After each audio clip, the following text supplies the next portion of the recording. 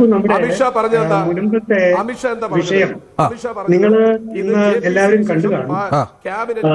അവിടെ ഏതാണ്ട് 53 പേര് ഇന്ന് BJP-യിൽ അംഗത്വം എടുത്തു. അത് സത്യത്തിൽ ഞെട്ടിപ്പിച്ചൊരു കാര്യമാണ്. കാരണം അവിടെ ഇതുവരെ ഒരു വോട്ട് പോലും BJP-ക്ക് അവിടെ ഇതുവരെ ഒരു ഇലക്ഷനിലും കിട്ടിയിട്ടില്ല എന്നാണ് നാട്ടുകാർ പറയുന്നത്. അപ്പൊ ഞാന് അവിടെയുള്ള കാര്യങ്ങള് ഞാൻ അവിടുത്തുകാരനല്ല, അവര് പറയുന്നതാണ്. അപ്പൊ അവരാണ് പറഞ്ഞത് ഇന്ന് 53 പേര് BJP-യിൽ അംഗത്വം എടുത്തു എന്ന് മാത്രമല്ല, അവിടെയുള്ള നല്ലൊരു പങ്ക് മനുഷ്യരുടെയും മനസ്സ് BJP-യോട് കൂടെ ആയിരിക്കുന്നു എന്നാണ്.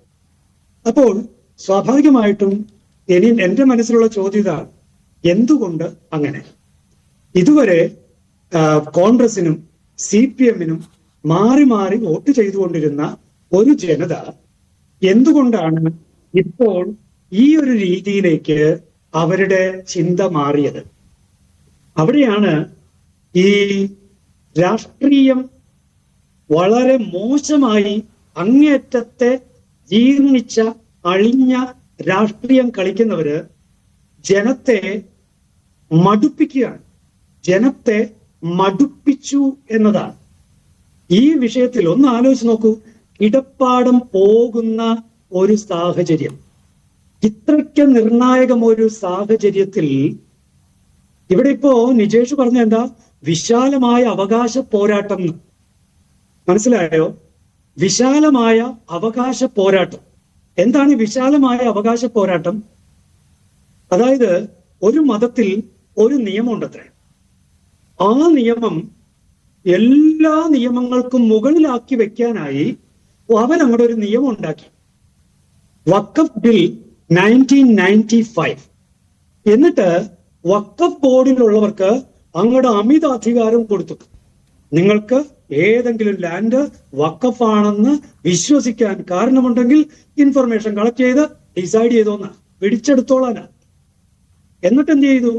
സാധാരണ ഒരു കൂട്ടർക്കും ഒഴിവ് കൊടുക്കാത്ത ആക്ട്, ലിമിറ്റേഷൻ ആക്ട്, ടൈമിന്റെ അതങ്ങോട്ട് പൂർണ്ണമായിട്ട് ഒഴിവാക്കി കൊടുത്തു.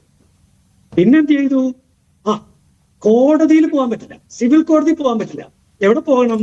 വഖഫ് ട്രൈബ്യൂണലിൽ തന്നെ പോകണം. പിന്നെ വഖഫ് ട്രൈബ്യൂണലിന്റെ തീരുമാനം ഉണ്ടല്ലോ, അത് അന്തിമമായിരിക്കും. പിന്നെ എന്ത് ചെയ്തു?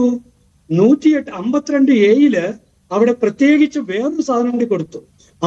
എൻക്രോച്ചേഴ്സിനൊക്കെ പിടിച്ചു പുറത്താക്കണം, പെടലിക്ക് പിടിച്ച് തള്ളണം.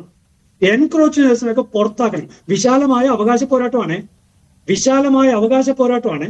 1995 ഉണ്ടാക്കി വെച്ച നിയമം അതിന് കടുപ്പം പോരാ എന്ന് കോൺഗ്രസിന് തോന്നിയിട്ട് 2013 ആയപ്പോ ഈ വിശാലമായ അവകാശ പോരാട്ടത്തിന്റെ ഭാഗമായിട്ട് എന്ത് ചെയ്തു എന്നറിയാവോ? അവിടെ പുതിയ പുതിയ ടേംസ് ഉണ്ടാക്കി. എൻക്രോച്ചേഴ്സ്, പിന്നെ എന്താ എവിക്ഷൻ, ഇങ്ങനെ പിന്നെ എന്താ ഈ നിയമം, ഈ പുറത്താക്കുന്ന പരിപാടിയൊക്കെ ഉണ്ടല്ലോ, ഇന്ന് ഇന്ത്യയിലുള്ള സോക്കോലോ നിയമത്തിന്റെയും മുകളില് പോകണം. അപ്പോ ആർട്ടിക്കിൾ 300A ഒക്കെ പിന്നെ ഇല്ലാതായി. അതായത് മനുഷ്യർക്ക് തങ്ങളുടെ വസ്തുവിലുള്ള ഒരു റൈറ്റ്, ആ ടൈറ്റില് നീങ്ങിപ്പോകുന്നത് ഏതെങ്കിലും ഒരു കോടതിയുടെ ഇടപെടലിലൂടെ അല്ലാതെ നീങ്ങിപ്പോവുകയില്ല എന്ന നിയമം നമ്മുടെ ഭരണഘടനയില് ആർട്ടിക്കിൾ 300A ഉണ്ടായിരിക്കെ കോൺഗ്രസ് വിശാലമായ അവകാശ പോരാട്ടത്തിന്റെ പേരിൽ ഉണ്ടാക്കി വെച്ചു കൊടുത്തു. എന്താ ചെയ്തത്? വെറും ഡൂക്കിലികൾ, വഖഫ് ബോർഡിലെ കൊള്ളക്കാര്, അവര് തീരുമാനിച്ചാലുണ്ടല്ലോ ഉടനെ പിന്നെ പുറത്താകുക.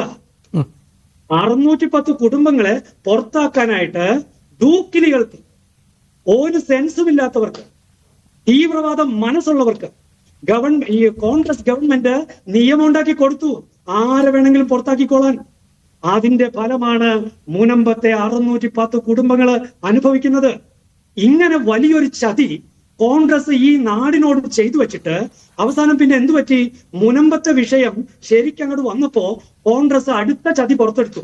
എന്തായിരുന്നു ആ ചതി? മുനമ്പത്തിനും വഖഫ് നിയമത്തിനും തമ്മിൽ ബന്ധമില്ല.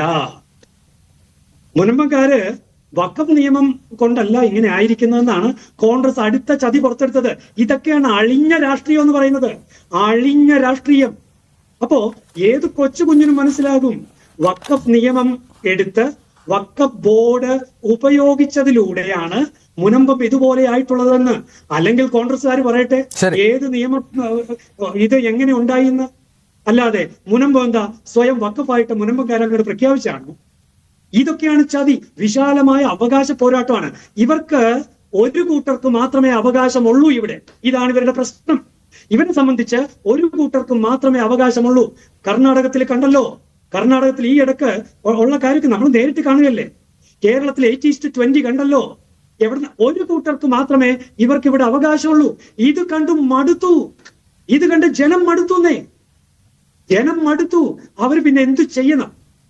ഇത്രയും നാള് കൈപ്പത്തി കൈപ്പത്തി കൈപ്പത്തി എന്ന് പറഞ്ഞ് പുറകെ നടന്നിരുന്നവരെ ഇവര് ഒരൊറ്റ കൂട്ടർക്ക് വേണ്ടി മാത്രം നിലകൊണ്ട് അവരെ ചവിട്ടി, മറ്റുള്ളവരെ ചവിട്ടി മെതിച്ച് ഇവരൊക്കെ എപ്പോഴായാലും വന്നോളും എന്ന് പറഞ്ഞ ആ ഗർവുണ്ടല്ലോ, കോൺഗ്രസിന്റെ ഗർവ്, ആ ഗർവിന് കരണത്തടിയേറ്റതാണ് ഇന്ന് മുനമ്പത്ത് 53